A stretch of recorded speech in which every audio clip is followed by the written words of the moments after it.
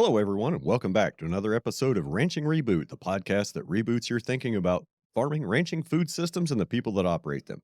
I'm your host, Brian Alexander. You can find me on social media as Red Hills Rancher. For this week's episode, I've made a connection with someone from down under that can answer some of the questions I have after talking with my friends Josh, Gwen, and Hobbs about their Americanized experiences in Australia. That's right, we've got a genuine Aussie lined up today. But first, this episode and all episodes in 2024 are sponsored by Land Trust. Land Trust is your go to number one stop no matter if you're a sportsman looking for a place to enjoy the outdoors or if you're a landowner looking to make a little side cash without a lot of extra work. The Land Trust network is growing fast with new properties being added all the time. So no matter what you're looking for or where you're at, what you're looking to hunt, Land Trust has something to offer you. Land Trust just isn't about hunting and fishing, there's so much more. Did you know that you can offer things like trail rides, bird watching, beaver viewing, or just plain old hiking or anything in between? Land Trust has it. Even if you're already got all your hunting leased, Land Trust can help you connect with folks that will love your ranch just as much as you do. What are you waiting for? Contract Contact Land Trust today and talk with one of their amazing landowner success managers and see what Land Trust can do for you. Call 406-709-8450 or just click the link in the show notes. That number again is 406-709-8450. Don't forget about the Ranching Reboot Discord server where you can interact with other podcast fans, meet previous guests, and talk to me directly if you're into that sort of thing. Bob Kinford is also there dispensing wisdom on a daily basis, so if nothing else, drop by our Discord server and tell him he's short. He won't mind. In other news, I'm populating my Red Hills Rancher channel on YouTube with every video that I have from every podcast I've done. Unfortunately, there's going to be a few missing. I'm doing the best I can to get them up as fast as I can. My goal is between 8 and 10 a month, plus current releases. That should bring the YouTube channel current before summer. Speaking of videos, did you know that now you can watch Ranching Reboot in video on Spotify? So go check that out if video's your thing. I got to tell you guys about some events coming up if you're looking for some awesome educational and networking opportunities this winter. The first one I want to tell you about is Soil Health U. Soil Health U is presented by the High Plains Journal, and it's one of my favorite conferences to not only go to, but also to speak at. They didn't ask me to speak this time, but they've given me some space to do my thing, which is to stick a microphone in front of people and let them talk. So come see me at Soil Health U in Salina, Kansas, January 17th and 18th at the Tony's Pizza Event Center. Registration is still open, tickets are on sale, and there's a special deal just for Ranching Reboot listeners. Use the code RHR24 at checkout and get a special registration rate of just $99. The week after Soil Health U, there's another great conference called No Till on the Plains. Now, No Till on the Plains is one of the oldest and longest running regenerative conferences. I think this one is 26 or 7. I'm probably wrong. Anyway, No Till on the Plains is held in Wichita, Kansas, January 22nd, 3rd, and 4th. This year, they have a fantastic lineup of speakers. You can hear from Nick Voss, a Southwest Kansas farmer and sheep raiser, also a previous guest on the podcast, talk about his experiences with foliar spraying. Ranchers Deanna and Kelly Lazinski from North Dakota are going to talk about how they increase their profits using soil health principles. And Jay Ferrier is giving a keynote talk this year. Jay is a conservationist that retired from the NRCS in 2020 after a distinguished 40-year career. So make sure you come out to No Till on the Plains, Wichita, Kansas, January 22nd, 3rd, and 4th.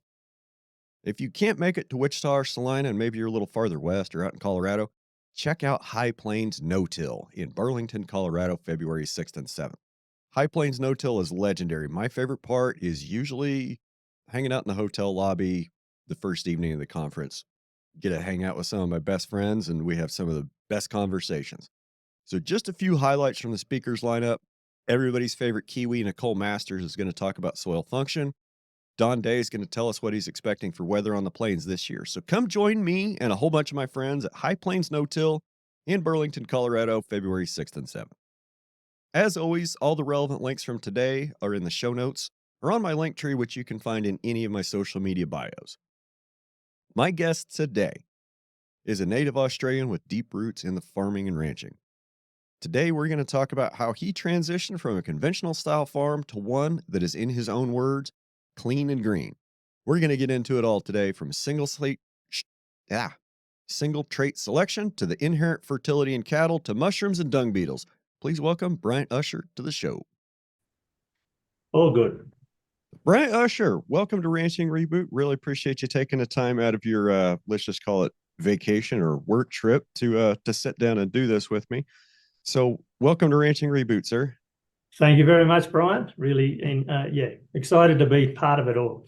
That's for sure. Well, I'm really excited for this conversation. So, as podcast fans know, over the last couple of weeks, I had my friends Josh and Gwen Hoy on and to talk about their recent trip to Australia, and they went out to I think Clifton Hills.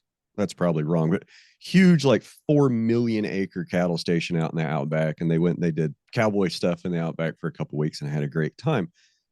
I have another friend, Hobbs Magaray, who was also just on a podcast a couple weeks ago. And he recently took a trip, and I believe it was down around the Sydney area, and that was more of a consulting. It was a different kind of work trip. So we got two different perspectives on ranching in Australia, and I'm really excited to hear yours. So why don't you tell us a little bit about where your operation is located? Okay, yeah. Well, Australia is a very big country, and there's no doubt, 4 million acre properties are not necessarily common, but there's lots of them compared with probably what's in your country.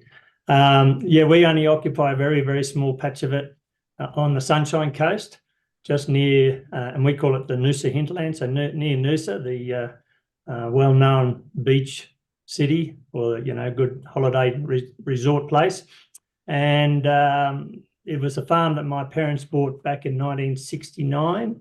I was only 7, and it's been running as a beef operation since.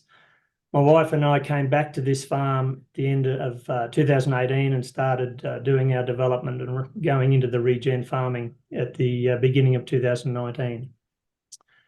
We also did come from a bit further west in what they call the Darling Downs area. Chinchilla was the closer town, and that's where I did a lot of my original regen transformation from chemical farming. So yeah, I mean, I've got a journey that's taken me from one end of the spectrum to the other, I would say. So yeah, King Kin is our little local town. We only operate on 400 acres of our own, and I think I'm a little bit over 1,000 acres total, operating on 6 different small farms. Very cool. Where is the Noosa hinterlands? Is that on the East Coast? Yeah, so East Coast, about halfway up, just above Brisbane, probably a 2-hour drive from Brisbane, so people can have a quick look on the map, and literally only 30 minutes drive from the sea where the farm is. It's a high rainfall area, so that, in your measurements, about 60 to 70 inch rainfall. Doesn't always come. Climate's changed a little bit. We've literally come out of the driest time that's been on record. We went over 12 months with only 500 mils. Normally we would have 1,600. So yeah, it was complete change. Around the year before was 3,000 mils. So yeah, it's varied the same as anywhere. I think we have to adapt and change with the climate. So yeah, it's what I'm seeing here now that I am traveling in this country. It's very different. Our grasses grow, strong and fast when they grow in the summertime. We do get some growth in the winter, but a little bit different from what I'm seeing here. That's for sure. Well, to be fair, you're in California on the West Coast visiting, right? Correct. Yeah. And that would be a little bit different. West Coast California should be, a much different weather pattern or climate than East Coast Australia, I think. Absolutely. Yeah.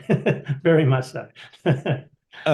Just real quick. So a millimeter or 100 millimeters of rain is how many inches or so? So that 1 inch is 25 mils. Okay. So when you were saying 500 mils, that's 20 inches of rain. I mean, that's quite a bit. Yeah. But that's a very dry period for us in a wetter environment. Fair enough. Yeah. Fair enough. Yep. So you say the family bought the farm in 1969, but you didn't come back till 2018. Couple questions there, and I'm not sure which way to go, because one of the things I really want to talk about is what private property rights are like in Australia and what it's like trying to run an agricultural operation the way you want to. So maybe you can kind of speak to that, since you do have some land that your family bought. Okay, so it's probably it is more relevant now that we are at this farm, which to a fair degree has transitioned into lifestyle areas. When we went there back in the late 60s, early 70s, What do you mean by lifestyle areas? like people buy the land to live and enjoy the environment rather than run agricultural enterprises. Yeah. So Okay. it is, it's a good place to live. It's got a nice climate. We do get frosts in the hollows, but we seldom get below zero in our, which is, I think your 32 is freezing, isn't it? Yes. Something like that. Yeah. So we seldom get below that. We can wake up and put a coat on until probably 7 or 8 o'clock, and then you'll be back to short sleeves. So, and that's all year round. It's a nice environment. Do you also get like the 125-degree or 45 to 50-degree C summers? No, our worst days will be our 36 to 38 degrees and really humid. So, yeah, we don't get, because we're close to the coast, I suppose, we've got the big body of sea, ocean there to keep our temperatures moderated a bit, but we certainly get very humid, extremely humid. Okay. Now I got to ask, because the weather actually sounds decent compared to everything else I've heard from Australia. How bad are the flies? Well, the flies are bad. We do struggle, and I think you guys call it the horn fly with our actual operation. So the buffalo fly, it is a serious problem for us in that climate, and we're doing all sorts of things, and probably as we get into chatting, to try and counter the issues that go with that. So I don't know how. Maybe I should start my story, way back and tell a little bit more of how the transitions happened over time. Please do. I did actually come from the full-blown chemical farming operations out at Chinchilla, and I was an actual spray rig operator, so ground rig operator for 10 years. So I went out every day and killed something, tried really hard to kill something. And it was for that era of no-till, zero-till transition. Look, and everybody was on board with that was the best way to do it, there's no doubt. But then I went to the Grazing for Profit school, which came about because, we weren't doing well in our whole operation. And it was probably the transition of my life as far as getting a head around doing things smarter, might be the better way. And we made huge changes from that day forward almost. It was just, started making changes. I think the biggest changes came first in business, understanding that I was trying to do too much, too many enterprises. Second thing then started to come from we're not doing it right, not working with nature, we're working against it. And it's a hell of a fight working against nature. It's certainly a lot more pleasant and a lot more enjoyable working with it. So my now wife, Susie, it wasn't with me back then, but we've made it a major contribution to saying to ourselves, we're only going to do it clean and green. Once we came to the farm on the coast, we then just pretty much said we don't want to do it with chemicals. If we can avoid them, we will. So that then created lots of issues. When you're in a high rainfall environment, you do get almost everything. I do say to people, it's a land of abundance. Everything grows, everything lives here. And you're up against nature in lots of different ways. But with all the training I've done through the RCS system, which I think is the same as your ranching for profit schools, yep. Same system, same structure, certainly, extremely powerful in the fact you're then starting to talk with like-minded people. You're getting a lot of background and insight from other people's journeys. And so we made some big changes because we knew we could, I think.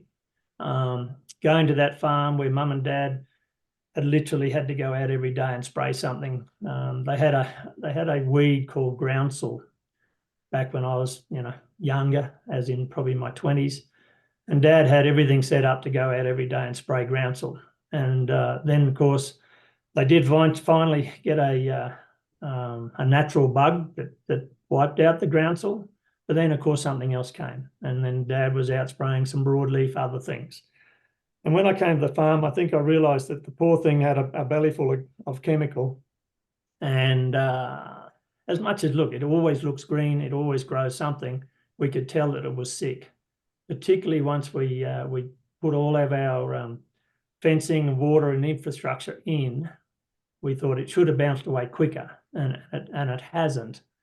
But we're certainly making some big inroads now. We're I think, what are we, 3 years into doing the fence from when we finished fencing, and yeah, big changes are now starting to happen. So yeah, so now we're doing without chemical, which is obviously a lot bigger challenge. And as I mentioned to you before we started, the buffalo fly is a major issue for us as a cattle operation. So they annoy the hell out of the cattle. We're doing all sorts of things like actually I've got a dung beetle nursery started, trying to get different dung beetles on the farm. We've got some, but not many. And I think they're probably one of our best possible, opportunity to make a change on the fly population. We use supplements, mineral supplements, sulfur and garlic and those sort of ones. I think it's a pretty common one to try and utilize, so we're not using chemical. We do use a deterrent. In our case, it's called cattle coat. So it's more of it's an organic product. So that's a deterrent. So once you put it on the cattle, they don't necessarily want to land on the beast. I use also diatomaceous earth, which is a ground rock, as a duster. And I've just got a little wagon that travels with the mob that they can dust themselves as they go around from paddock to paddock. So yeah, we've got our challenges. Yeah, sorry. I was going to say interesting. And one of the things I remember I can't remember if I heard this when I was talking to Josh or Hobbs, that the Aborigines said that Australia was a paradise. And then all of a sudden one day there were flies and white men. Wonder which one's worth. That's probably a fair question. Do you know anything about that? Did the flies come with the Europeans? That's actually a good question. I would suggest probably they did. But I don't know. They might talk about it as being a natural fly. I don't know. I really don't know that question. Sorry. I'm not confident to answer it properly. That's okay. Definitely plenty of flies. Yeah. So let's back up a little bit. Tell me about your education and the pathway you took in Australia to get, from education back into agriculture. Okay. So, well, I have actually always been in agriculture. As I said, Mum and Dad had the farm when I was 7. We ran beef cattle then, but we came from the west. So we were sort of central west around Longreach, which is 800 mile off the coast. And it's a dry environment there. I think it probably was only 18 inches in your language of rain a year there as an average. Is that what you'd call the outback? Yeah. But there's further out. It's a fair way out, but it's further out. Mum and Dad ran, sheep back then. So there was merino wool operation plus some cattle. I think Dad preferred cattle. So when he bought the farm, he was happier to run cattle than run sheep. And I certainly never had a love for sheep. I was only a young kid when we did sheep operations, but I never had a real desire to run sheep. So I was more of a push for cattle. I did go to Queensland Agricultural College at the time. It was called QAC, Queensland Agricultural College. I did an animal husbandry and a agricultural courses there. I then went and started working in the industry. I was a station hand for a while before I started buying and having my own properties. So yeah, it's a journey through time, but I've always been in agriculture. And when I went from, I suppose, just being a station hand and having my own properties, I then started to venture into the agricultural side of farming and growing stuff. So little bit of push from the bank. I borrowed a fair bit to buy my first property, and they pretty much told me, well, the only way you're going to make any payments is to do cropping, which in hindsight, I probably disagree. The amount of stress and gambling that you do in agricultural in Australia, unless you got irrigation, it's a gamble every year, I think.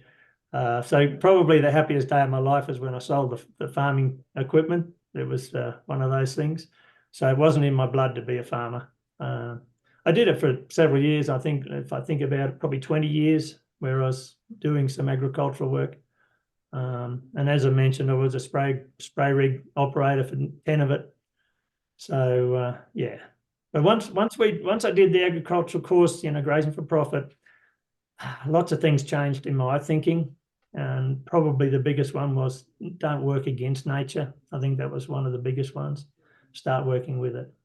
What year was that you went through the grazing for profit? Now that's through RCS Australia, which is kind of like ranching for profit Australia division. Yeah, exactly. Yeah, Terry McCoster was the head man of the operation at that point. It was about 2003, I think. So I'd be 20 years into the journey of proper regen thinking, and then gradual changes. Like no one ever does things straight overnight. But I certainly went home and made some major changes to my operation, simply on the back of some of the stuff I'd learned, straight away. And then every place and property I've operated since, I've done a full-blown fence and water before I did anything else. I just went straight into it hard, because fencing and water is where the big changes come from. Yeah. I would definitely agree with that. Fencing and water is where you got to start. Yeah. So somebody says, well, what do I need to do with this? Where do I need to put my fences? So don't even worry about it. Just get your water set up, and your water will kind of dictate where you put your fences at. That's right. Yeah. Yep.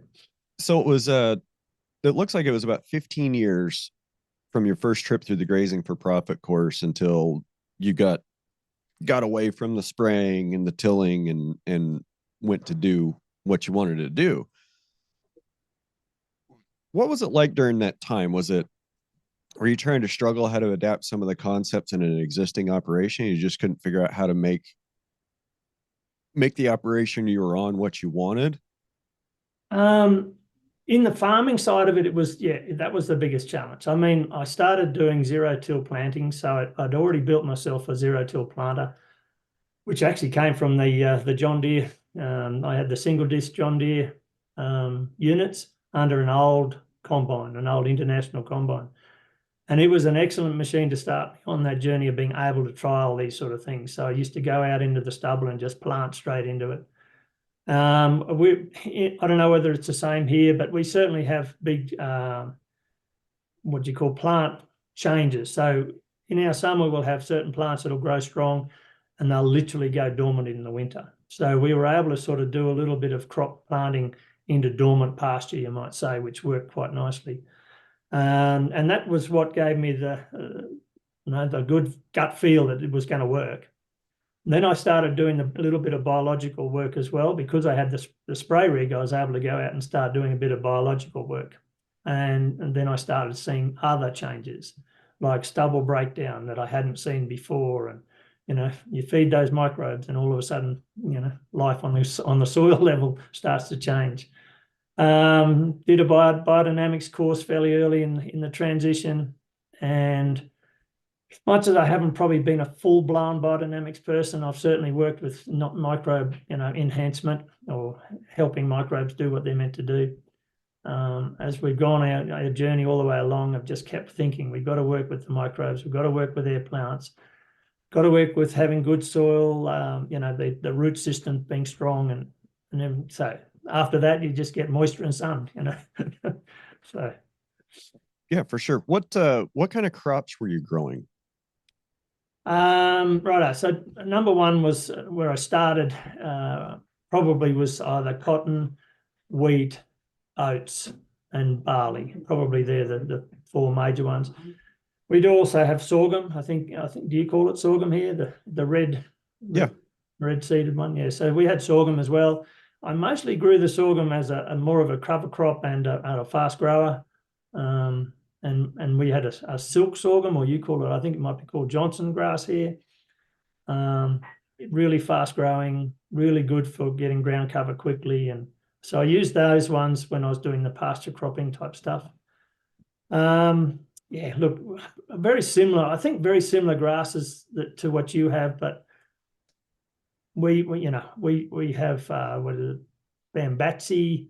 We have in our new farm where we are now, Soteria, purple pigeon grass used to be one as well. Yeah, look, all the different grasses. It's hard for me to remember. Well, I guess what I'm asking, or what I'm wanting to know is, were you planting things in monoculture? Was it kind of the same thing every year? I mean, if we're talking about like small cereal grains, they're kind of all derivatives of cool season grass, so they're all going to kind of take the, grow around the same time and kind of take the same things out of the soil. Something like, a sorghum or a Johnson grass, that's more like a warm season type thing. So Yeah. were you planting more monocultures, or was it mixes and blends? In the full-blown farming system, yeah, it was monoculture. Absolutely. So we'd either do a wheat for the winter or a barley. And the summer, as you mentioned, the sorghums were mostly the ones we'd grow. Yeah. So yeah, it was full-blown monoculture, that's for sure. It was only when I started to make some changes that I then I think I trialed very early in the piece where I would put the winter seed as I planted my summer crop and see how it went. Obviously, none of that went well because we didn't have our soil right. Do you think that when you get your soil better, you'll be able to cut back on the number of plantings and just plant like a more variety of stuff, your cool season and your warm season at the same time? Yeah, I think, look, in the full-blown cropping operation, you got to work. I think it is a lot longer progression to better health in the soil than when we use a few animals in the system. That's for sure. That's what I saw anyway. It was really challenging to make bigger change quickly when we're in the full-blown monoculture. It was really hard to change. I used a few things like zeolite, which was for my phosphorus, slow release phosphorus. I just stopped using urea straight away after I got the insight that was going to hurt the biology. And I saw changes straight away there too. So some of the things we saw immediate change, but yeah, as I mentioned, it's pretty slow progress because I think we're coming from ground zero when we've come from monoculture, full-blown agriculture, especially using lots of chemicals. I quite happily tell the story that people believe that Roundup you can bathe your babies in it, bath your babies, sorry. And anyway, I had another contractor came on the farm one time, and he had a tiny bit of Roundup, which was a diluted mix, probably 100 liters of it in the bottom of his tank, and he asked me if he could just dump it. So I got him to dump it where I didn't think it'd be too bad. It was near my fuel tank setup. And it was 6 years before I saw anything grow there again. So that gave me big insight. That gave me huge insight into the damage that that chemical that's so-called got no residual and is safe. It just isn't. So yeah, that and seeing the big changes when I stopped using urea, going for long-term safe type fertilizers rather than the chemical-based ones. Yeah, you could see changes. You could see differences. Very cool. So before 2018, when you were still on the farm and still kind of in that cropping system, did you start integrating livestock? Oh yeah, no, I was more into livestock than I was into farming. So I did have cattle all the time. And I'd started developing old farming country into full-blown cattle operation. And my transition went through using a plant called Leucaena, which is a grazable tree. It's a legume tree. And planted it just like row crop initially.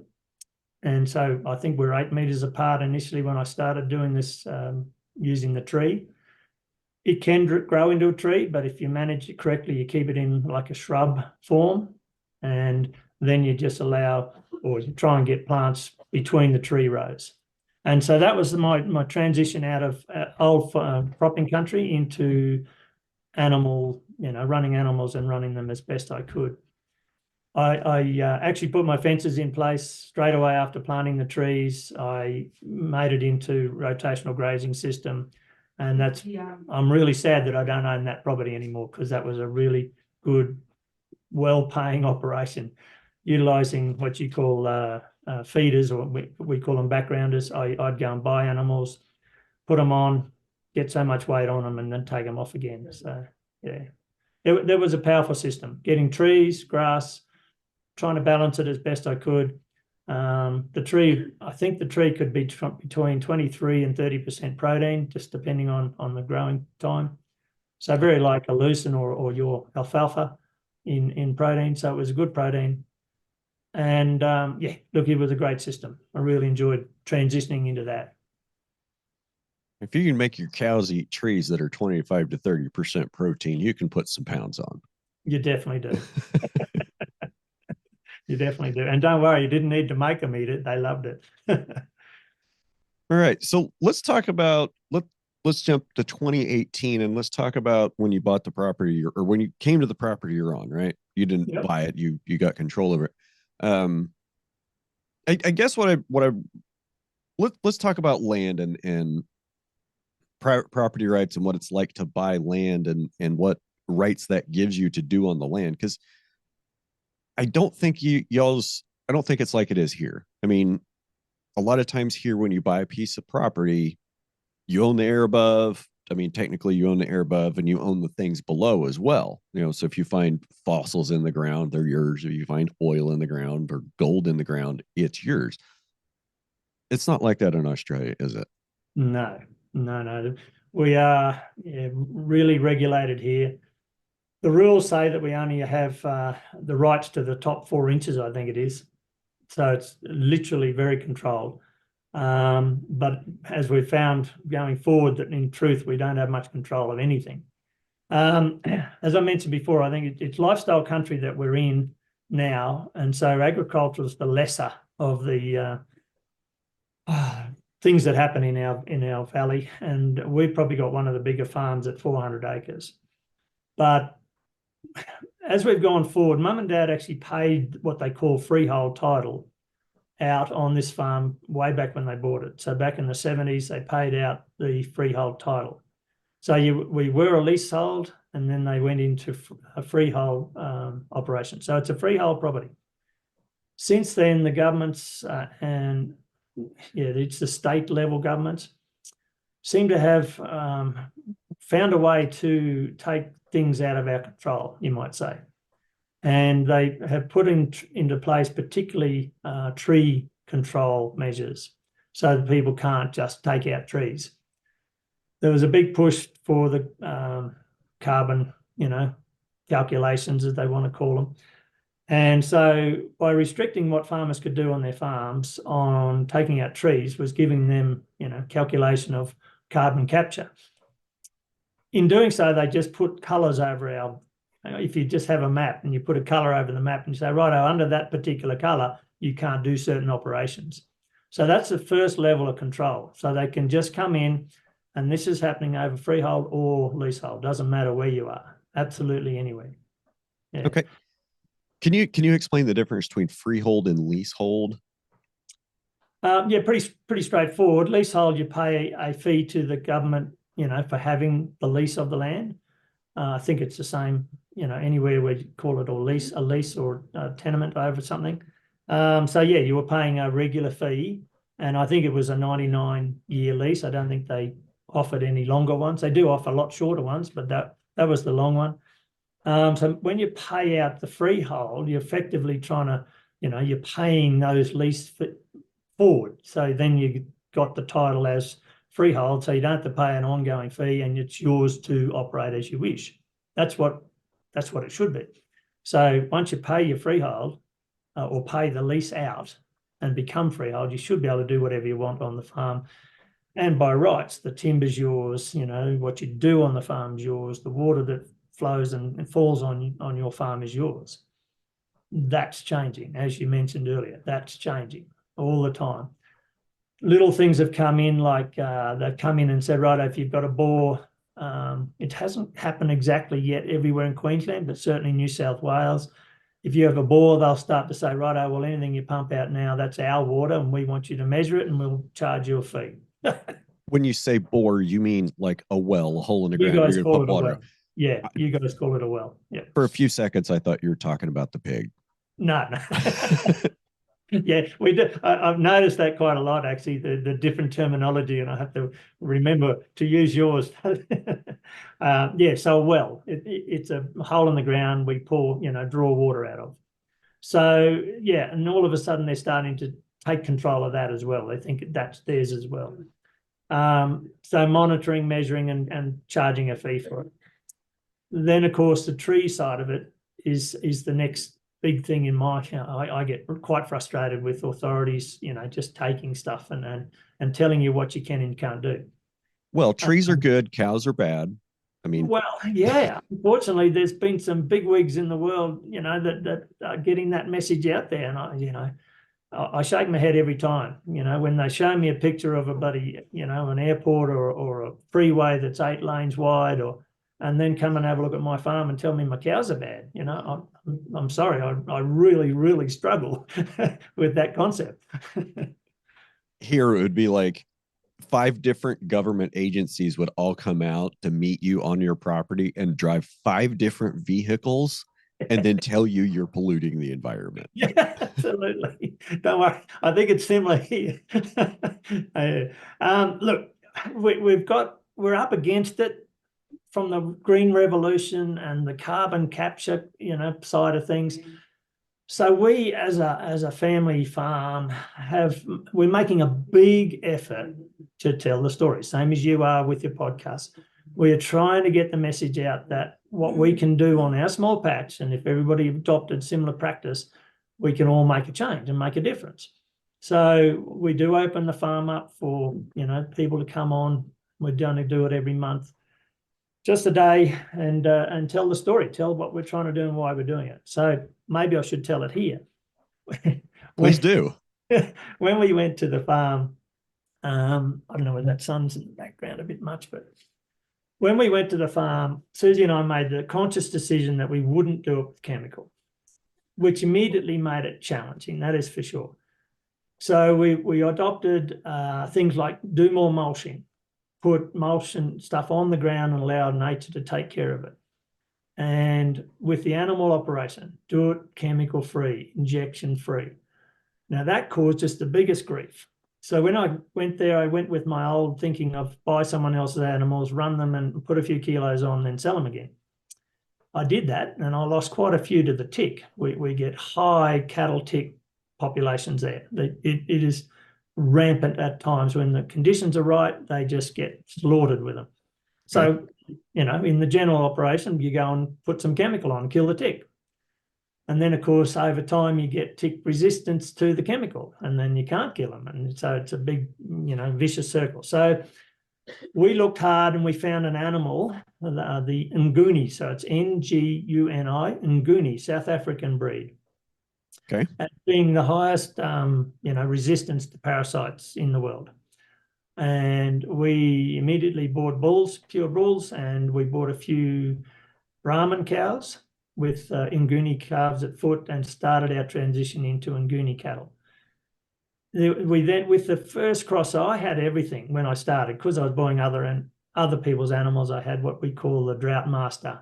I had Brahmin, I had Angus, I had Brangus, I had Charbres, I had almost every breed you could think of. I had a speckled park, we had a couple of dairy cross. And we then put pure Nguni bulls over those cows as our transition into Nguni.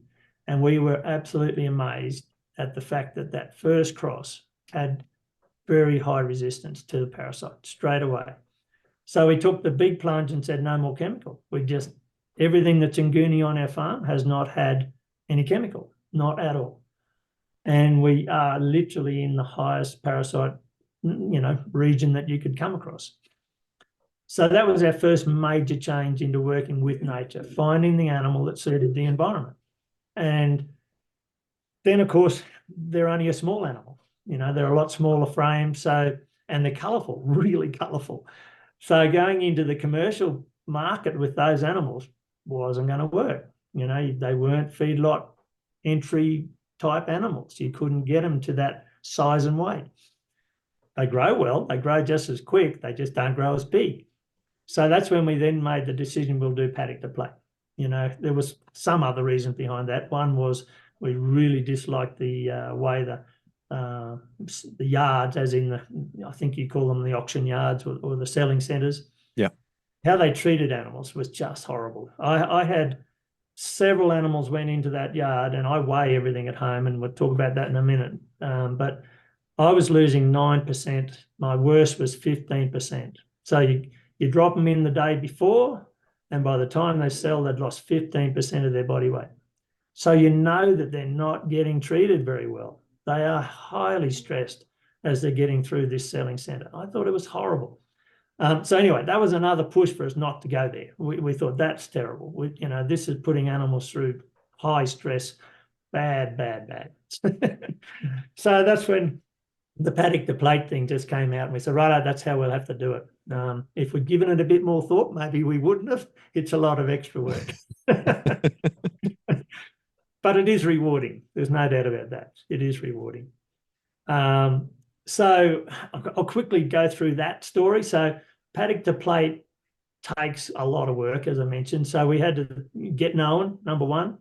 So we had to go into the environment with our story, tell the story a bit, tell people what we're doing and why we're doing it, and encouraging them to buy our product.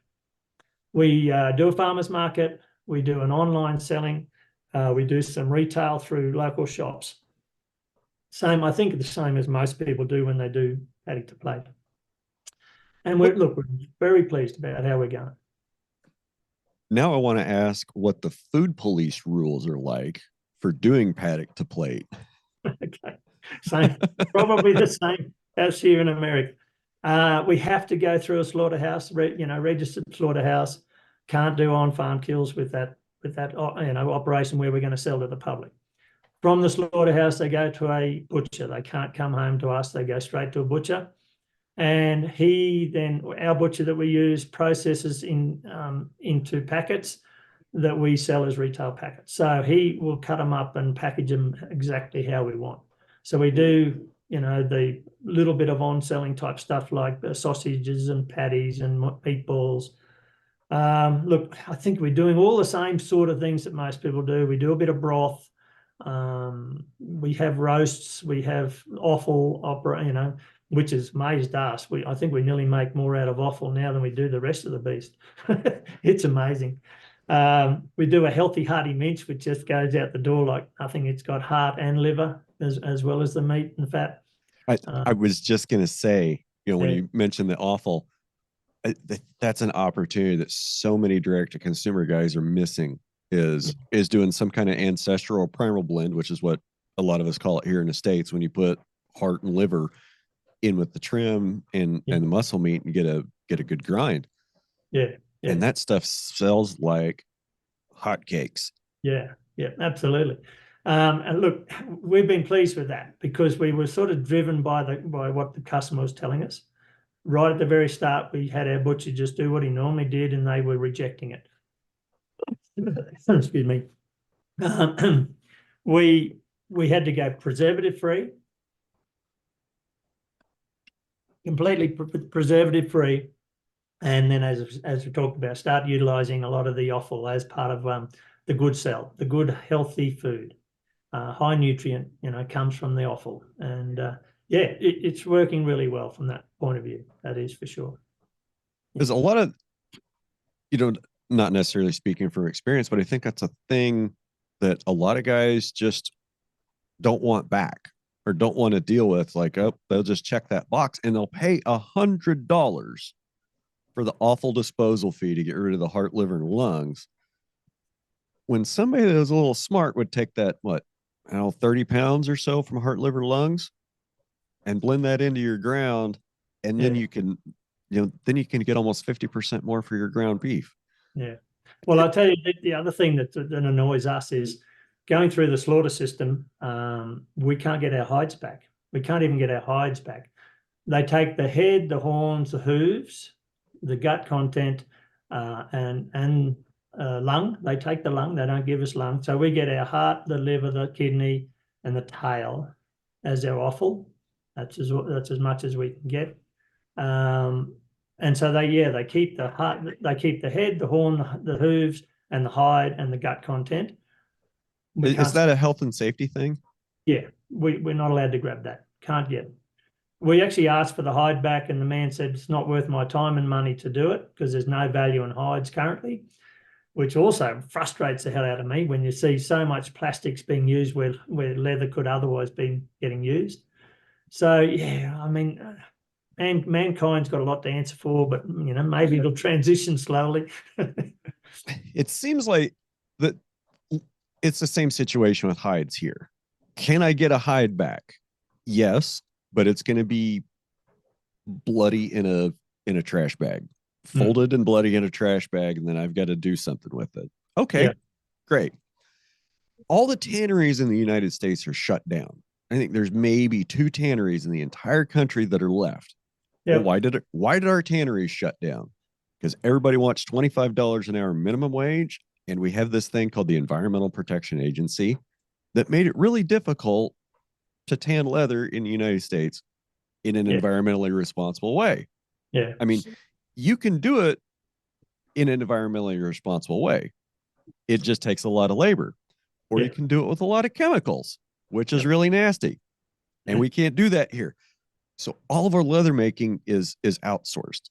I mean, if you want to get leather made, you just need to have a container load of hides. That's all it takes. You just have to do it in container load lots. Yeah. And that's the thing. You know, you talk about it being not environmentally friendly doing chemical tanning, and absolutely, but there's other ways. But then on the other hand, what's it take from the environment side to make a plastic coating instead of the leather? I just get bamboozled that we don't think through the whole process. You know, there'll be a oil-based chemical plastic operation that's replacing it. It's cheaper because a lot of it can be done purely with machines and, as you say, not labor. So that's the difference. It's our labor costs. Yeah. So anyway, I probably should continue to talk a little bit more about the Nguni that we transitioned into, because it eats well off grass. They do well on poor quality grass, number one, and they eat well off grass.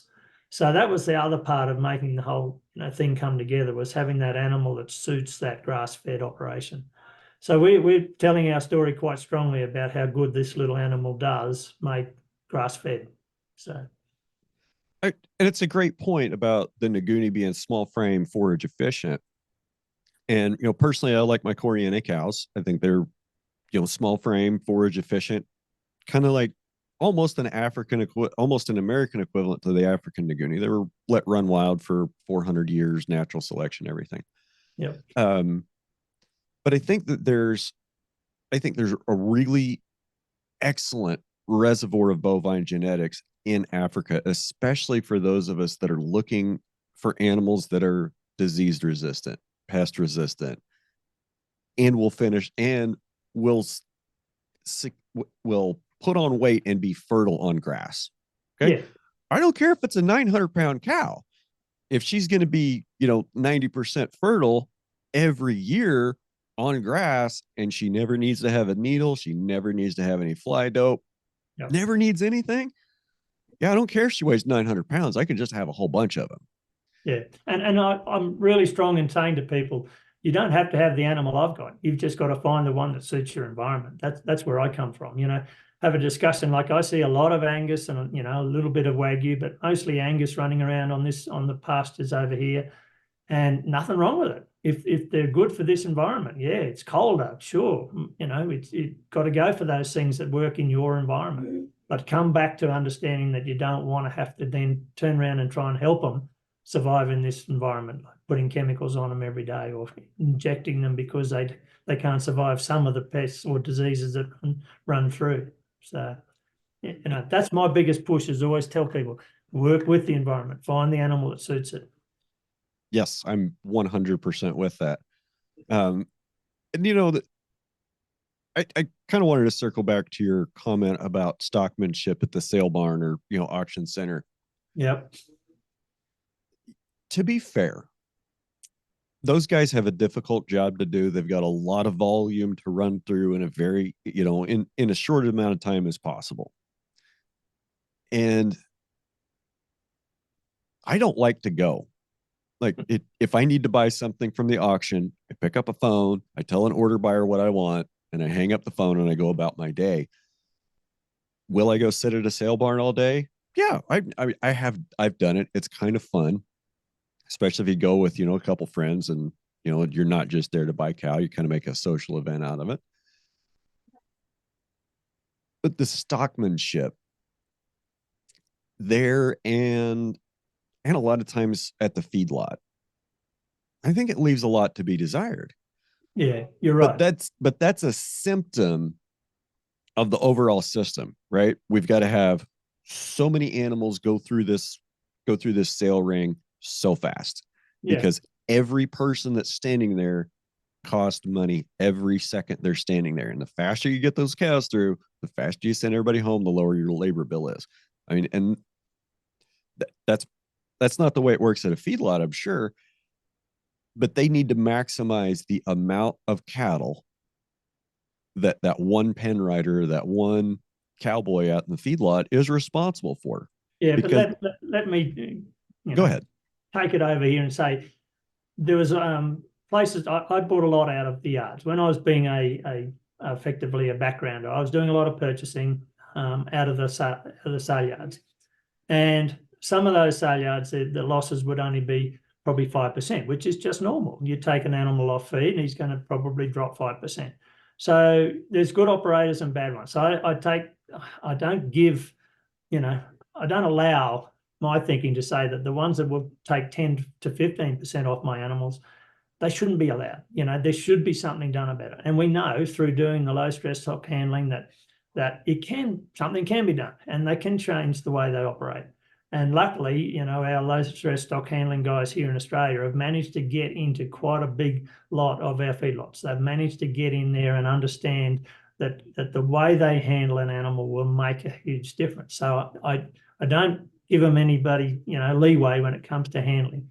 There is good ways and there's bad ways. So I would like to think that, yes, even if you're handling numbers, lots of numbers, you can still do it well and not make that animal go through huge stress. So just leaving the farm is going to stress it, that's for sure, but you can reduce the amount by doing the right sort of operations.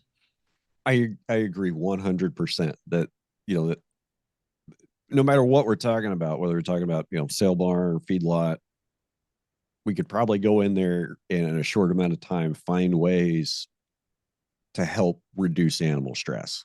Absolutely. Yeah, absolutely. Yep. And we operate as best we can. I mean, at times that you get certain animals that have got a flight zone that's quite large, and you can't take all the stress off everything. And sometimes you've got animals that have got such a small body, you literally got to bang them on the bum to make them move. But yeah, you adapt to all that to try and make the best of the operation. That is for sure. Yeah. And look, we adopt those practices. We try and make sure that there's the stress that can happen through human interaction is reduced as much as we possibly can. Yep. It's on us to help manage the stress loads in the cows. Yeah, absolutely. Yeah. I got to go recycle a little bit of coffee. So yeah. it's about that time of day. So I'll be right back in just a minute. I'll do the same. Back into it. Well, I'm drinking coffee. Are you drinking coffee or are you on tea? Had my coffee. Yeah, had my coffee. I'm on water now. Okay. So we were talking about your cattle, your Nguni cattle. And I was thinking about what some of my other friends have said about the stock that they've seen in Australia. And I got kind of two wildly different opinions from Josh and Gwen and from Hobbs. Right. And I think that was a lot to do with the operations that they saw. So where Josh and Gwen were, they were on, I'm probably going to screw this up, but it was some kind of, it was like an all natural organic type operation. Mm-hmm. And he said that they had just all their cows were just all mixed up. Like there was a little bit of everything out there and they all looked good. And Hobbs seemed to indicate that he didn't see a whole lot of animals that he thought were well adapted to the environment. So what are most of the neighbors like? The neighbors you associate with, or neighbors you share fence lines with, what kind of cattle do they have, and how do they take care of them? Look, in Australia, I think we might have more diversity in our breed type than you do, but like right next door to me, I've got a guy that runs Charbreys and Brangus. Another lot just up the road have got a purely speckle park, and I think it's a gene pool type operation. So, and I shake my head every time I drive past because they're fully fed animals like a feedlot, but they're going for genetics. So they're doing AI programs or embryo programs and those sort of things. The next guy along has got what they call the Drought Master, and it's probably the more common breed in our environment, the coastal environment. Brahmins and Drought Masters tend to have that bit better resistance to the parasites. So they are one of the more common types. What makes up a Drought Master? Don't quote me, but it's a Brahmin and Shorthorn and a red Cindy or some bit of African. Yeah, it's a mix of the Brahmin. Yeah, pretty sure it's Shorthorn, Brahmin, and one of the Africans. Okay. Not sure which one. Yeah.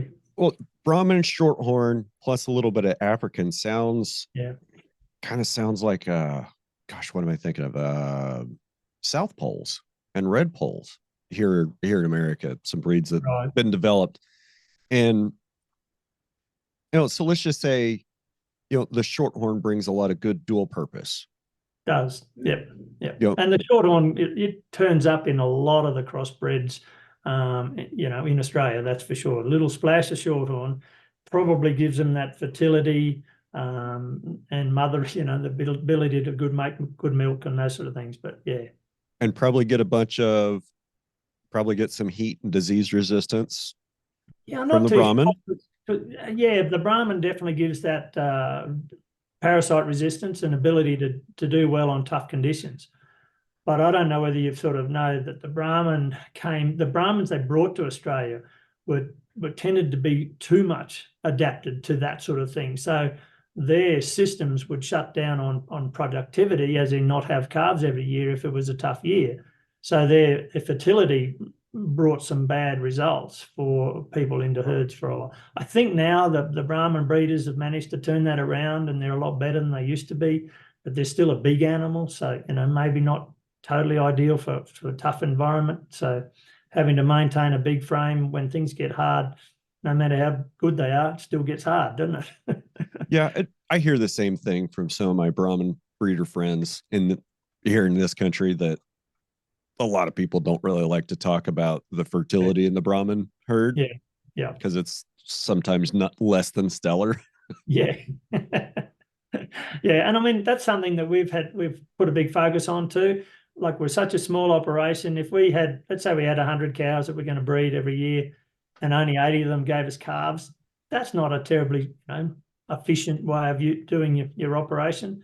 So if we can get ourselves up to 90, 90, let's say 95 or above as a calving percentage, then that's a lot better operation on a small place than having ones that aren't giving you those calves.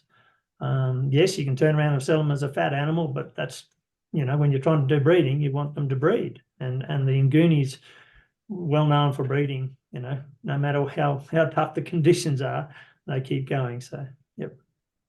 And Rita, that's always a good question. Like, I like 90%. My heifers if my heifers are at 90%, I'm pretty happy about that, considering what I spend to get them there. If my cows are at 80, I can kind of deal with that because I know what I spent to get them there. And that was also kind of factored in. But when we're talking about, any kind of business with livestock, the number one thing is fertility. Like, fertility has to drive the bus. Oh, absolutely. If you can't manage that replacement rate, it's not good. No. And 80% to some operations, that's too low.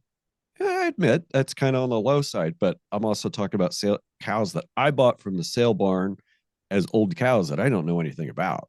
Yeah. And they're this productive in my system. Okay, they can stay, and their daughters and their daughters' daughters are going to be the real gems, I think. Yeah.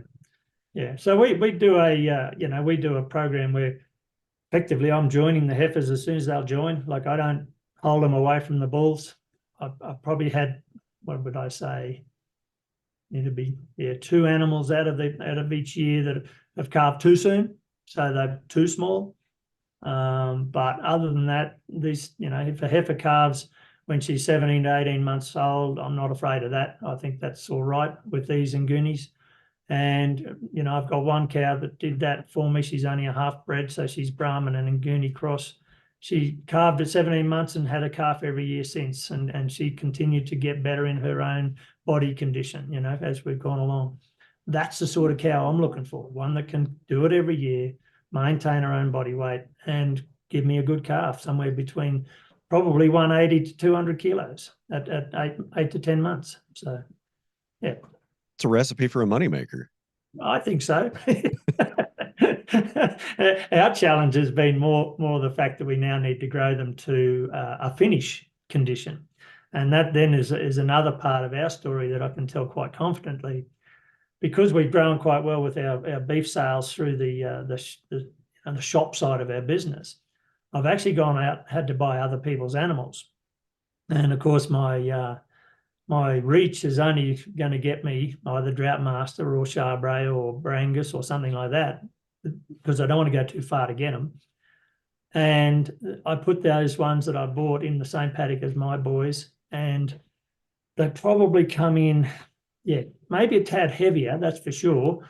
At 24 to 26 months is when we normally like to kill them. But their finish is just nowhere near that, like a Brangus or a Charbray particularly. Let's say we've got a 4 mil is the way we measure 4 mil at the P8 site of fat. Okay. My Nguni will probably have 8 to 9 mil at the same age, same weight, same conditions. So, and they're a little bit better marbling as well, that's for sure. Yeah. So, I'm seeing that the Nguni is giving us what we're looking for from that point of view. They're certainly giving it to us from the point of view of managing them from chemical and all the rest. And, I don't know. I haven't found something that I can say is bad about them. I'm wondering how the bought-in animals eat, like eating experience, flavor and tenderness compared to your home-raised. I will say we've definitely got some great feedback from the Nguni cross cattle, that is for sure.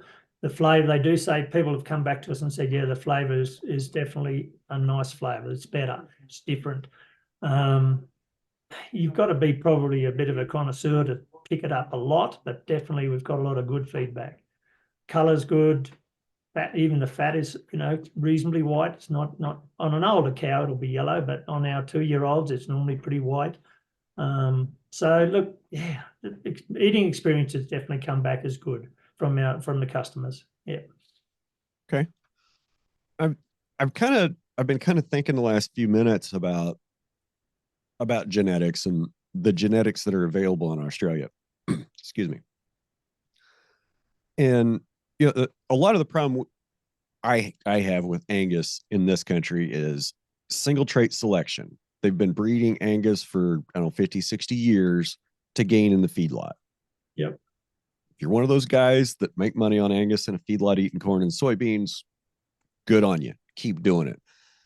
I'm not that guy. But what I feel has happened is, we push these single trait selections, gain on corn, feed efficiency, pounds a day in a feedlot. That's what guys have been pushing their cow herds towards. So I kind of feel like we've been pushing that so far, so hard for so long that we've ended up with animals that can't succeed outside of that environment, that are barely able to, not barely able, that just kind of survive and exist in the pasture until they get to that environment. And then that's where they really start putting on the pounds. And we've gone completely the wrong way. Yeah. Can I give you an example in my thinking that's similar to that? And that's in the monoculture world of cropping. We've had what do you call, plant scientists working year after year, tirelessly trying to give us more yield out of our plants. Now, when I was in the cropping game, I grew wheat, I grew sorghum, and I grew, barley and all the rest.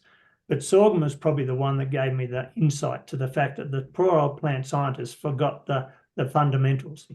So we got these varieties that they're selling to us, saying it'll yield, 5 or 6% better than any other crop that you've grown before. Well, I grew some of those crops, and I had pretty reasonable soils. It was easy to grow them, and one of those crops went well. We got good rain. It got a full head of grain and fell over. It literally fell over. So if I had, let's say I had a what we call a ton and a half in the head per acre, and it fell over. Right beside it, same year, same season, I grew a forage crop. Now that forage crop, because of the same year, same season, same good growing conditions, grew up to 11, nearly 12 foot tall. And it had a ton and a half of grain in its head. It didn't fall over. It stood up there tall off the same environment and didn't fall over. So I say to myself, what's the poor old scientist done to make the plant so weak that it couldn't support that ton and a half in the head? Plant right beside it, 11 foot tall, happily stood up there with a ton and a half of grain in its head. So that's the simple things of focusing on one aspect of production and forgetting the rest, and allowing, you're taking away its ability to survive in nature. So, I like that. I think that's a great point, taking away its ability to survive in nature. And, an example of that to me is, on our crop acres. Okay, well, we need to go out and spray this herbicide to prevent all the weeds. Then we need to spray this pesticide to prevent this one little bug. Then we need to spray this fungicide to prevent this one fungus that's a problem. But we're completely ignoring the 100 beneficial plants, the 100 beneficial insects, and the possibly hundreds of beneficial mycorrhizal fungi that are all living in the soil, helping plants communicate and share nutrients and share resources with each other. It just, science wants to reduce everything, take away all the variables, and I get that. But nature, in a system of whether you're growing a plant or growing a cow, nature is far too beautiful and complex to remove all the variables from. Yeah, absolutely. And look, traveling in this good country of yours, and understanding that nature can be tough. There's some pretty tough parts of nature. And, trying to run a cow where you get 6 or 7 feet of snow, I can't get my head around that. I mean, I've been listening to some really good podcasts and hearing that there is some great farmers managing now to leave their animals out in pasture, even in the cold conditions. But, that's a hell of a bloody tough environment that nature's putting in front of you. So, your question, or should you even be trying to do it? I don't know. Well, let's be fair. There's a lot of people in this country that can't imagine ranching with enough flies to literally fly off with a cow. Yeah, I know. We all got our different challenges, that's for sure. Yeah. Yeah. So let's talk about this trip you're on. It's not just a vacation, is it? No, well, when we decided to come over, number one push was to have a white Christmas, and you guys haven't yet done that for us particularly. I think you can see a little bit of snow in the background here, but we're at Mammoth Lakes currently. Oh, wow. Yeah, currently. And last year we were told like there was 15 feet of snow, so you can't quite fathom it. But no, not a lot of snow just yet. But that was the push for us to come here, was to have a white Christmas. But because we're farmers and we're really interested in the regen world, I wanted to see what's happening here in your country. Probably been disappointed that there's not a lot yet. We found some good farmers, and that's for sure, and they're doing the great job. I'll mention a couple. So we had Lauren over at Stemple Creek. I love that guy. Good friend. Oh, yeah. He was so good to us. That was really, really fun seeing his operation and what he's up to. We then went up to Jay Rush at Ferndale, And yeah, once again, doing a fabulous job. The Alexandra family farms, they've, the organic guys, they're doing a fabulous job. And look, we've met some great farmers here, that's for sure. But when I was doing my searching, I couldn't find very many. It's really tough. And when we drive around, I can see I'm not seeing too many either. Yeah. It does. It seems like there's not very many of us, in the regenerative side of things. But then again, at the same time, when we go to like our conference season is like getting ready to get kicked off. Like we roll into January, and like for 3 or 4 weeks, there's like almost 2 events every week for a month and a half. And it's pretty cool. And I guess what I'm saying is like Soil Health U is the next one coming up, and it's in almost 3 weeks. And there'll be 500 to 600 people there. Yeah. Yeah. Probably, I don't know. I'll try to find out this year. I'd hope there's like half producers. Then a week after, there's another great one called No Till on the Plains. That's probably another half producers. We're out there, and maybe the rate of uptake is a little slower here in America, or maybe it just seems that way. I don't know. I feel like I can drive around my community over the last 3 years, and I can point out people that have made changes. Yeah. Yeah. Move in the right direction. Yeah. I was talking to Dave Pratt briefly, and he was saying a lot of the regen work's been done in your central area rather than on the western coast. Probably even East Coast is way better than the West Coast. So I'm probably being unfair by saying I haven't found a lot. No doubt you have got, quite a lot of transition, and, we're all excited to see, people moving, even in the smallest way, just moving towards, helping nature, working with nature. When I think of California, I mean, and I know better, and I know better, there's a lot of cows in California. I mean, it's not like they're shipping beef over the Rockies to feed LA and San Francisco. Okay. They'll haul a lot of corn over the Rockies to feed cows in California so they can feed people in, San Francisco and LA. But when I think of agriculture in California, the thing I mostly think about is vegetables in the Central Valley. And it seemed like a lot of tree crop up sort of north of San Fran as well. Lots of tree crops. Growing walnuts and almonds in a desert using irrigation water doesn't make sense. I'll just leave it there.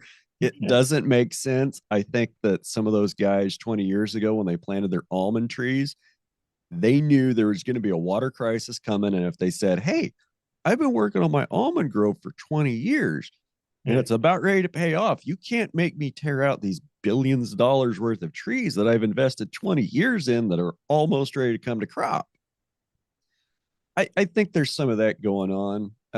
But then again, my whole take on water rights in the West, as far as irrigation and taking out of rivers, I try to shut up about it.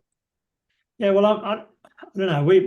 We don't have a lot of water in Australia. That's our biggest limiting factor is our water.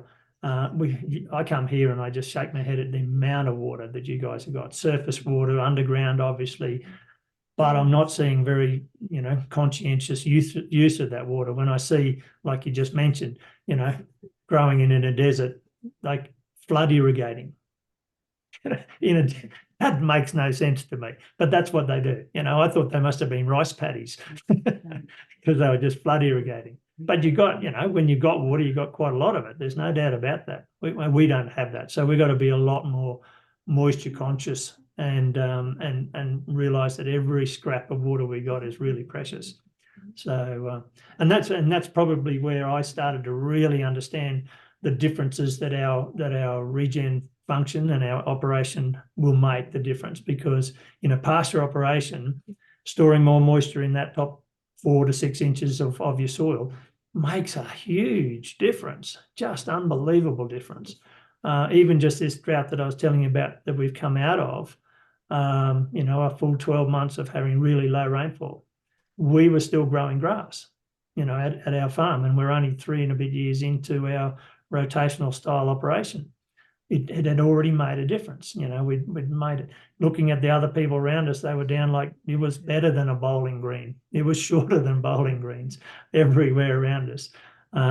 So yeah, we felt comfortable that it was making a big difference in storing a bit of carbon in the ground and storing that moisture there on your farm. Big difference. Yeah. Yeah, and I'll definitely, I would definitely back that up.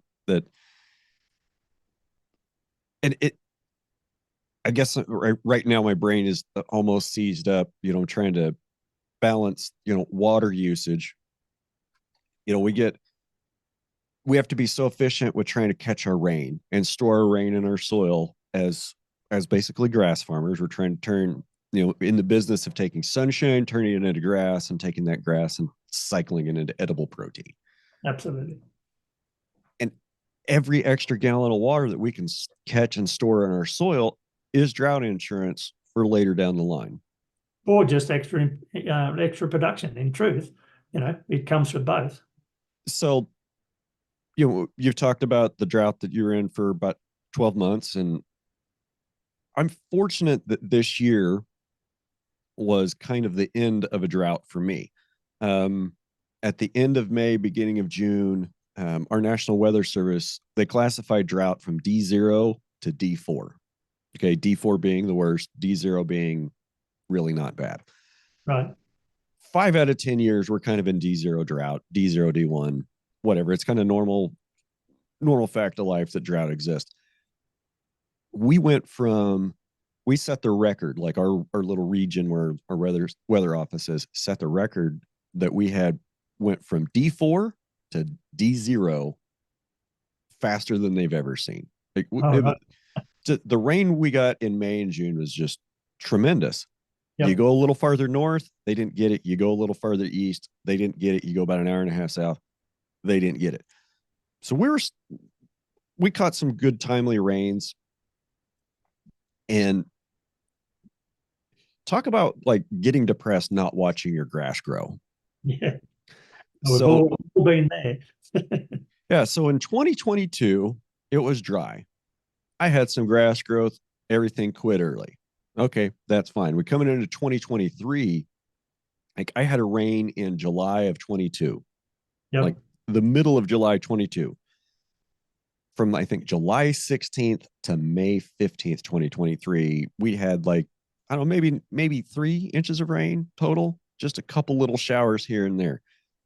Normally things green up here between the 8th and the 20th of April. Right. May 1st, there was nothing green. May 7th, nothing. May 15th, there was nothing. May 21st, there was nothing. It was brown. Yep. And then it starts to rain. And then 45 days later, I'm in a paradise of 7-foot tall grass. Yeah. It's incredible how fast it can change. But watching some of the neighbors, I'll say most of my neighbors are pretty decent. They have some sort of rotation system. You got to get, a couple properties away before things get really bad. There's a couple of them that I drive by pretty often that have looked like, what'd you say, a football pitch or bowling green? Bowling green. Bowling green. Yeah. I can imagine that. I'd say a pool table. Yeah. That's it. Yep. There's still some of the neighbors' places that look like pool tables, and they haven't taken the cattle off of them for years. Yep. We've got them too. I had one particular neighbour that I used as an example to anybody that was willing to listen and look. We'd been through that year where we had 3,000 mils, or 3 meters of rain for the 12-month period. And we were as wet as wet. We were sloppy wet. My cattle were literally walking in wet conditions from January through to November without a breakup. This guy that doesn't particularly manage very well still had short grass at the end of that period. Just didn't go anywhere. And this is because of all this management from the years before. So then we came out of that wet season and went into this dry one. And oh my God, those poor animals. They went down to that bowling green and he still had the same cows on there. And so they just kept dropping body condition. And I don't know whether you guys have got, the regulators have got onto us over here where we can't truck anything that's not fit for trucking. And so if an animal gets too poor, the truck driver's literally got to make that decision and say, no, mate, I can't load that on. So people get stuck with the fact that they can't transport poor animals. So obviously, you're forced to feed or you're forced to shoot, one of the two. Or euthanize is a better word. And I reckon there was a lot of people got themselves to that stage out of this last dry patch that we got, because they just didn't have any recovery during even the best conditions. Okay. I don't think I can ever recall of hearing a truck driver refuse to load an animal. So do you have to have regulation for it? Because we do now. It was put through our agricultural industry groups where, unhealthy, like injured animal, unhealthy, ones that are not fit for transport have literally not got to get on that transport. But here in Kansas, where I am, we don't even do brand inspection. Like there's cow police don't exist here. Right. In Nebraska, just north of me, and some of the northern states, they're brand inspection states. They're a little bit tighter. They've got brand inspectors that go around the sale barns. But really, there really isn't anything like the cow police to tell me that I can't move that animal. And I was just trying to think of some circumstances that I'm aware of where that maybe would have come into play. So a couple years ago, we had a heifer get a back leg broke in the pasture. Yep. Bull, small heifer, big bull, tried to mount her, whatever. It's going to happen every once in a while, every couple of years. I mean, it's a great looking animal. She was probably 750, 800 pounds, had a pretty good fat coat on her. She went to the locker with a broken leg and got packed. From what I'm hearing, that you couldn't do that in Australia. Not now. Used to happen, but not now. So if you had an animal break a leg, you'd either have to let him live, call a vet, or shoot him. You couldn't take him and have him slaughtered to save the meat. Pretty much the option you're up against now. I suppose you could do a private killer on farm and put it in your own freezer, but that would be your only options.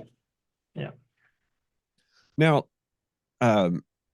how's animal tracking and traceability done? Our organisations, MLA, Meat and Livestock Australia, put into place I'm thinking over 20 years ago, where we had to put a NLIS or live, it's a tracking device in the ear, and we've had to follow that. It's a cost to producers. They put it on us right from the start. So we have to buy these tags. Anything leaving our farm has to have that identification. And it's supposedly about tracking. It's about biodiversity. It's not about ownership. It's not like a brand on the rump or a brand as such. It's literally about tracking that animal and where it is and where it's come from. And so, yes, it's in place, and it's a law that you've got to do that. You have to register your property for a number, a PIC, as they call it, property identification number. And any one time the authorities can jump online, have a look and see what's on your farm. It's a good idea. I've found lots of flaws in the system, as you do. And probably the biggest one is too many authorities are getting involved. Like we've got 3 different levels of authorities that they work with. One to do the property part and one to do the actual NIS management. And the other one, I'm not quite sure why they're even there, but it's a bit of bringing the two together. So, yeah, anytime we move an animal, we meant to get a piece of paper, or now it's mostly digital, as a movement, which effectively moves it from your property to wherever it's going, and that number gets transferred in a digital form to where it now is. If it's working right, yeah, they've got great traceability, and it's a good thing. On the other hand, the fact that they pushed all the cost to the producer is the challenging part. And having to identify or have a registration for biodiversity and for the traceability, and us having to pay that cost, is where I think it's a little bit rude. I think the industry should have, or governments should have probably been covering that. Well, if government pays it, they just raise your taxes. And you pay for it anyway. I wouldn't mind sharing that cost. I mean, I pay my taxes as well. Yeah, that's fair. That's fair. Yeah. So what have you learned on your trip so far? Well, we probably covered some of it. I mean, I probably struggle to really understand all the different things that are happening. Number one, I didn't see a lot of lush, solid pastures like I know we see in our country.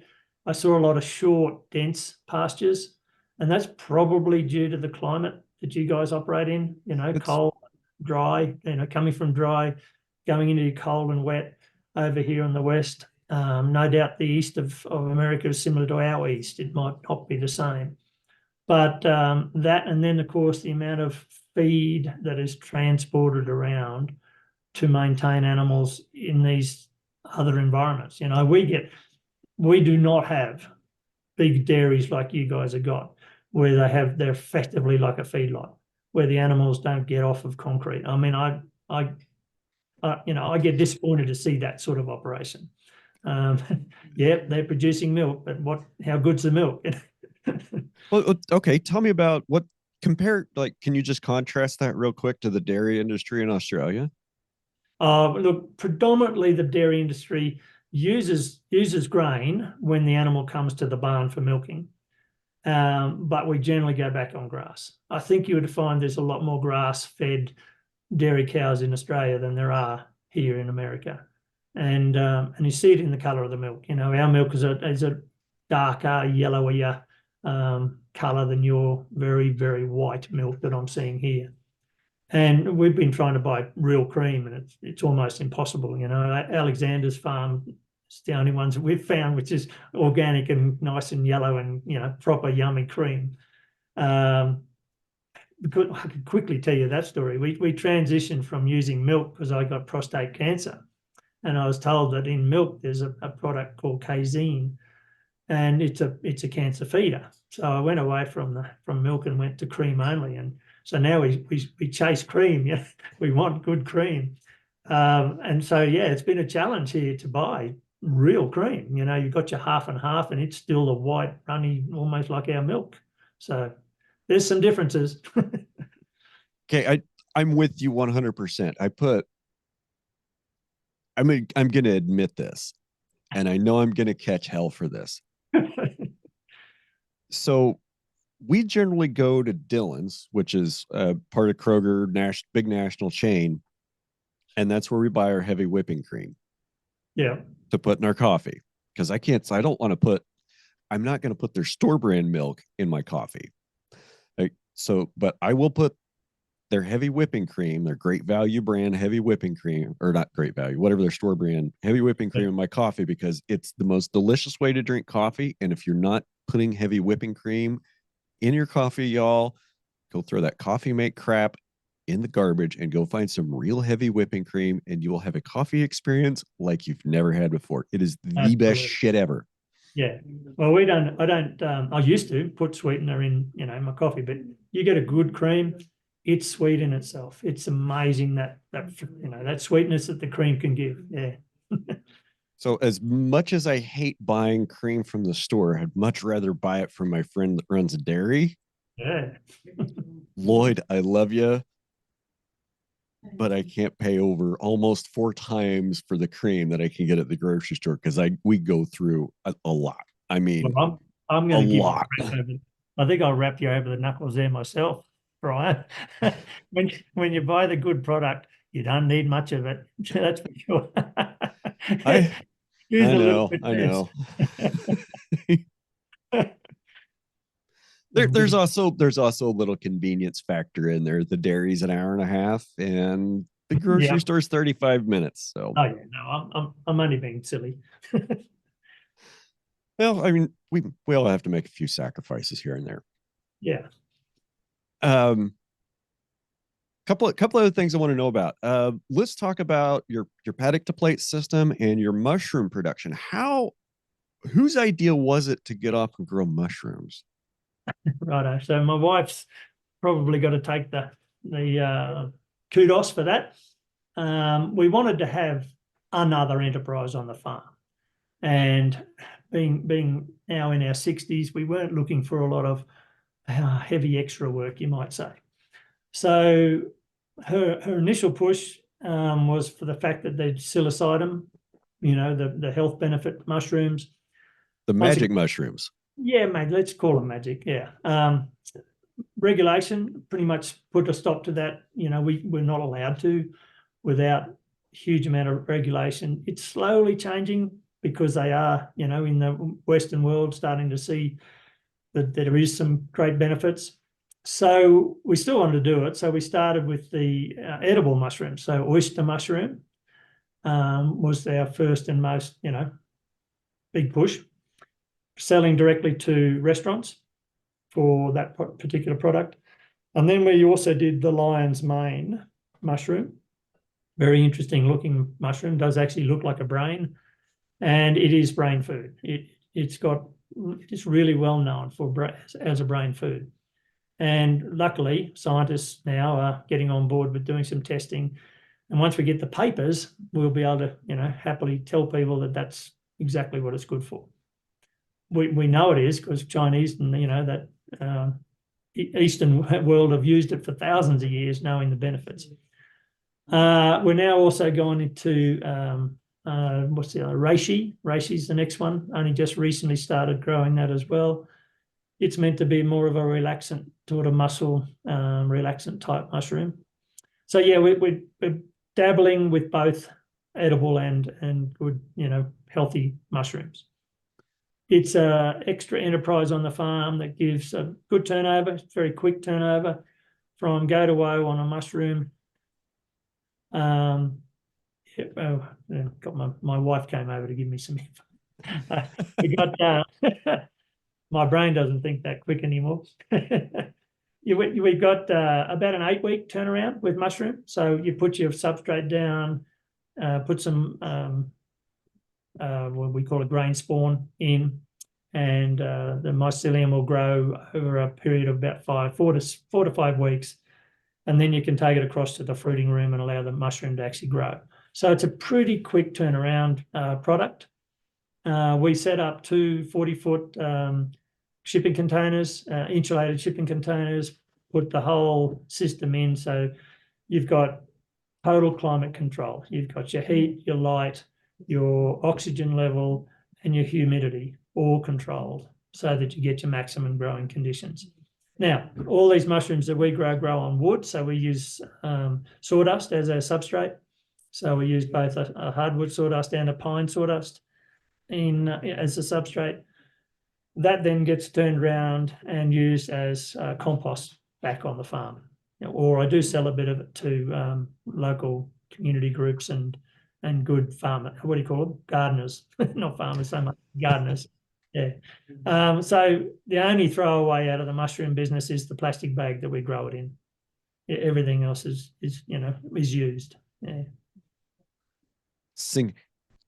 If we really wanted to do something about reducing our oil consumption, we'd ban single-use plastics.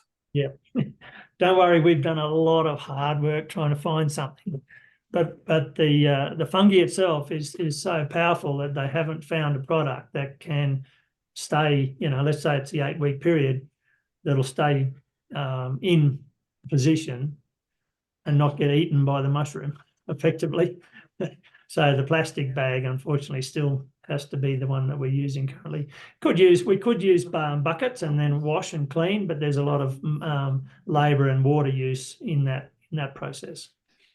Because when you're growing mushrooms like that, you have to keep things really clean, don't you? Yeah, there's a level of cleanliness that you got to keep, and just using pure alcohol as our cleaning modem allows us to do that. Because if you use chemical cleaners, yeah, all of a sudden you have a failure. We had a failure. I bought some sawdust from a guy that's supplying our sawdust, and it obviously had come from where they used what we call chipboard. So in other words, glued together boards. Okay. And the sawdust grew nothing, literally grew nothing. It Be- just because no of the good. chemicals in the glue. Absolutely. So we say to people, we know that our mushrooms are completely chemical free because they won't grow unless it is. they're, they're very susceptible to any of the yuckies that we otherwise deal with. Okay. Very cool. Very cool. Mm. Now tell me about this dung beetle nursery you mentioned like an hour ago, then I just let go by. Well, our particular farm has got a row of trees along our creek, and we've got a mountain. Well, it's not even a mountain in your terms. It's a range, like a mountain range in our word, that is on our northern boundary. And so we're a little bit isolated from getting other people's beetles or getting beetle movement. So when I went there and found that I only had two types of beetles, and they're both small, I wanted to have a bit more robust beetles there, ones that'll take the manure down into the soil 0.5 metre or so, or a couple of feet. And so in order to do that, I was talking to my local land care group, and they were starting this nursery operation. So I said, well, I'd love to be on board. So for nearly 12 months now, we've been trying to grow some more dung beetle. I don't know enough about them yet, but I just want more of them, is all I know. I want more of them. And of course, another little animal that's in our environment that came from somewhere else in the world is called the cane toad. And we got a lot of cane toad, and it's a poisonous toad. I was gonna say they're like ultra poisonous. Like if a dog eats a cane toad, the dog's dead. It pretty much is going to have a pretty bad time. they have got some antidote now. They can survive them, but it's a costly deal. So yeah, the cane toad is prolific in our environment. It's absolutely suited them down to the ground. Now we are seeing that nature's starting to understand that they don't want to eat cane toad because I'm trying to think. There's several birds that have learned to turn them over and only eat their belly or their gut content. The goanna, which is our big lizard or like a small monitor, it's learnt not to or has adapted to eating them. I'm not sure, but it's either not eating them or adapted because we're getting a lot more of them coming back. So the only other trouble I've got with with the cane toad is I know he's eating my dung beetles. He's out there and munching on my dung beetles. So I've either got to get my dung beetle population higher than what the cane toad can take out, or get some that are really robust and go down deep in the ground. Because if you've got an animal that'll, how else would you deal with the cane toad? Like, or can you do anything? Look, a lot of people go to the trouble of catching and disposing, but I could say that as night falls, as it's just starting to go dark, if you drive out and you've got your lights on, we will see thousands. They are everywhere. So to even consider that I can go out there and make a difference, no, I'm not fighting nature like that. I'm taking notice, as you might say, of what works and what doesn't, and I'm seeing that nature is adapting to them, and maybe their numbers will reduce just simply because nature gets back into balance. As we've introduced an animal that wasn't there originally, will probably balance out at some point. Too bad the cane toads won't eat all the flies. That's the challenge. Yeah, bugger them. So yeah, I mean, I don't know. I haven't got a solution for trying to get rid of them, that's for sure, and I'm not trying to. It's just one of those things. Go out and deal with what you can make a difference with. Yeah. Well, I think Alan Savory, when I listened to him talk in 2016, he really changed my thinking when Holistic Management 3rd edition came out, and I listened to that. It's changed my thinking about native versus invasive species. Yep. Because what's the difference between an archaeologist and a grave robber? A couple hundred years. That's That's it. So what's the difference? I mean, every species at some point came from somewhere else. Horses. Horses were originally found on North America. They went across the Bering Land Bridge to Asia. They went extinct in America. Okay.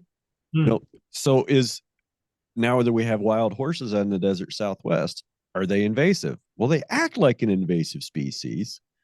They care for the land like an invasive species, but they're originally here. And invasive plants. Okay, so we have a grass called Old World Bluestem that was imported from the Mediterranean, bred in the lab, released down in Texas, and it's not great grass. It's not real palatable. It's allotropic. It's not great stuff. But it's here, and we've got to learn how it's here. It's far too well established over the last 60 years to even think about trying to eradicate it. Yeah. It's present in the environment.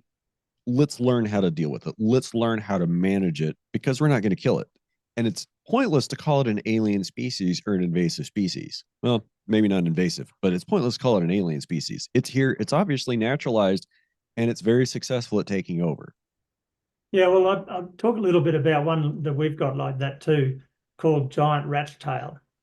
And it's a C4 grass, extremely robust, extremely good at, taking over, coming in and being invasive. Do I say it's completely, rubbish plant? No, I don't, because it's got a huge root system. You think, wow, if all my plants had good, strong root systems like that, I'd be happy. And in truth, there's only a couple of downsides to it. Number one is it will become a monoculture if you treat it all wrong. And it is a tough plant. So the teeth on cattle get worn down quicker. It's not necessarily bad as far as protein. When it's in its green growing state, it's probably 10 to 12%. So it's probably quite nice, as a grass. Do I want it on my farm? Not necessarily. Have I got it? Yes, in little ways. Am I managing to not have it? Yes, if I possibly can. But on the other side, there's some good parts about it. It is robust. So when it got dry, it was still there. It was still, a grass and growing, and the root systems were still functioning. So yeah, I think, holistically, you got to try and not think it's bad. You got to try and see the goodness and what can work with you. I have noticed, like we did come back to the farm with the thought that we had to do what everybody else has done. And hang on, Susie, can you bring the charger, please? I'm just running a bit low on battery. Yeah, so we deal with it. We use a bit of straight urea as a burner in the crown of the plant, and we keep it at bay, but it's still in our system, still there, and I don't think I'll ever be rid of it, same as a cane toad. But we do, keep an eye on it, make sure it's not going to take over. My hope is that as my pastures get stronger and better going forward, it won't be a problem. It will just be part of the system as one plant amongst hundreds or thousands, whichever way you want to look at it. And that's really how I prefer to look at it too, is I just need to focus on making my system as good as it can be, as good as I can make it. Need to focus on, the fundamentals, focus on the soil, the water function, the mineral function, the biological function. If we keep focusing on those and not chasing a single trait, not chasing animal performance, chasing the performance of the whole holistic integrated system, we won't have problems with, quote, invasive or alien species converting to monoculture, because we've managed the health, we've managed the biodiversity, and that novel plant or novel organism, it might disrupt your system for a while, but eventually things will begin to come back in balance, and it'll find its role in the ecosystem. Yeah, I'll make a comment that when I took over the farm, my father had, obviously run it himself for many years, and he told me, he said, look, it's amazing, in the last 10 years, trees have grown nearly twice as quick as they did before that.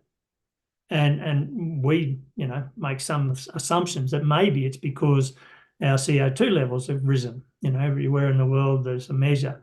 Trees love CO2, as do C4, any plant needs our CO2 and to grow and grow quickly. So we are going to see different function at different stages if we've got a different environment. And that's what we've come to understand, that number one is we have changed, and humans are probably the biggest responsible for making those changes. But our overall climate, everything else also changes. You go back thousands of years, you've got ice age back to too hot and back to too cold and all the rest. It's all going to change a little bit simply because we function around a big sun. Things will change. But what we can manage and what we do now is all about just allowing nature to be more in sync and being more in balance, and we work with it.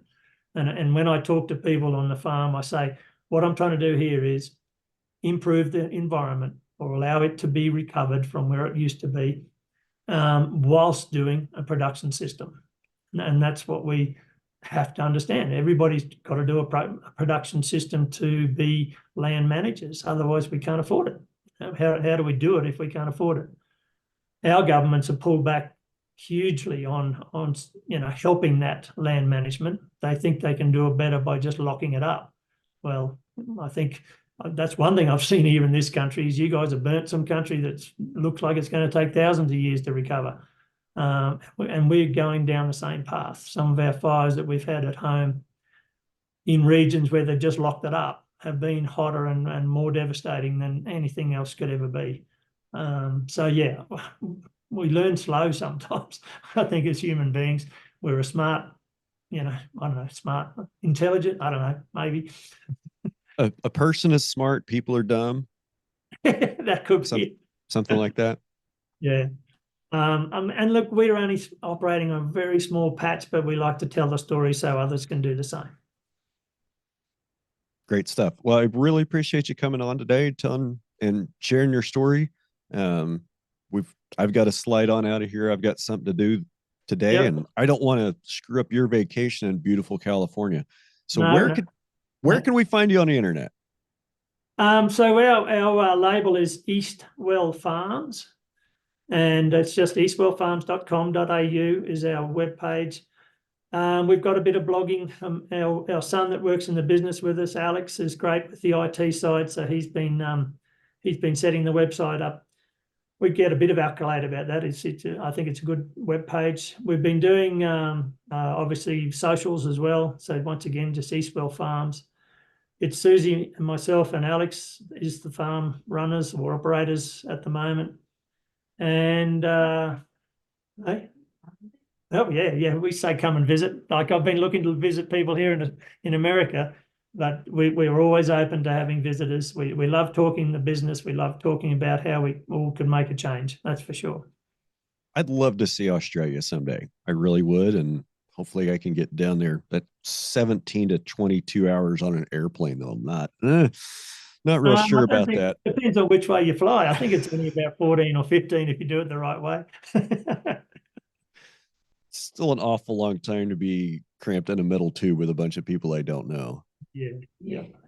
But I like this. If when you fly back, you actually gain your day. So you're right. You don't lose anything. You just get to go live in the future for a while. Yeah. No. We openly encourage people to connect with us. If you are in Australia, definitely come and talk to us. We really love it when we get some interaction with others. That's for sure. And that's what we've been trying to do here while we're traveling. It's only just, part of enjoying your country is to meet some of the good people. Yes, sir. Yes, sir. All right. Bryant Ussher. Thank you very much for having me on. Thank you, sir. And enjoy the rest of your vacation. And gang, go have a great week. We'll see you. Cheers.